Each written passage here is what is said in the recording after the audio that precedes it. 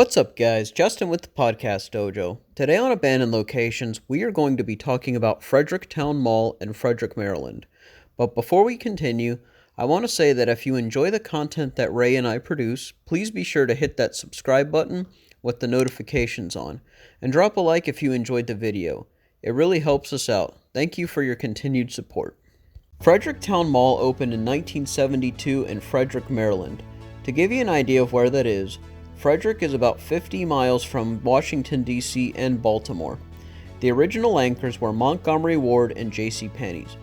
Bon Ton was added as a third anchor a few years later.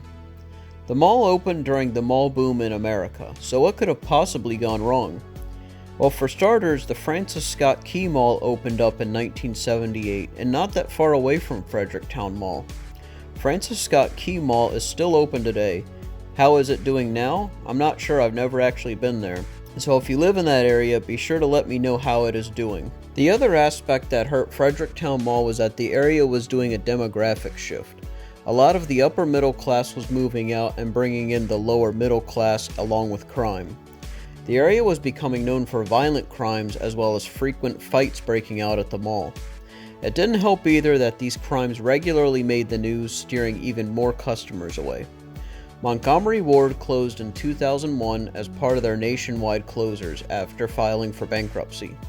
They would be replaced by Home Depot in 2004. Just 1 year later, in 2005, Gentleman's Choice would leave, meaning there were no more original tenants still left at the mall.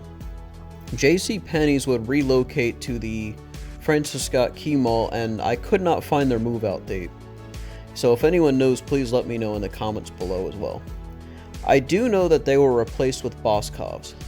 In 2006, a plan was laid out to turn the mall into an outdoor lifestyle center, but plans fell due to economic problems, likely caused by the 2008 recession. These plans would have included residential condos and a new parking deck near Bon Ton. More problems persisted starting in 2007 when a woman was mugged in the parking lot outside of Boscov's. 1 year later, a man was stabbed to death at the Hoyt Cinema movie theater. The cinema closed shortly after, and Bon Ton closed in 2010. Hallmark was the last remaining tenant in the interior part of the mall, closing in 2013. This meaning that the interior of the mall was officially closed down. Anchors were still accessible, but only from the outside. In 2015, a plan was released to demolish the interior of the mall, but leave the two remaining anchor stores. The plan involved being a Walmart in the space where the interior mall was originally. However, the Walmart backed out in 2016.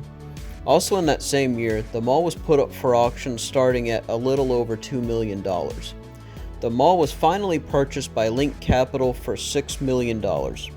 Plans that were announced in 2019 to demolish the interior of the mall and build what will be called District 40. District 40 will be an outdoor lifestyle center to include a bowling alley, go-karts, and an arcade.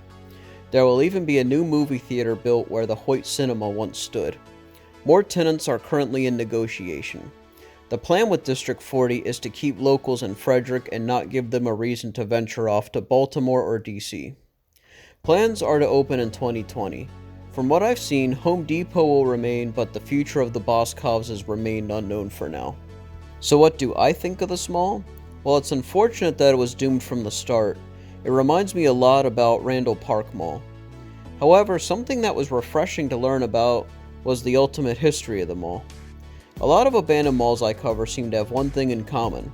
They are passed down from owner to owner, with each owner not doing much of anything to make the mall a better place.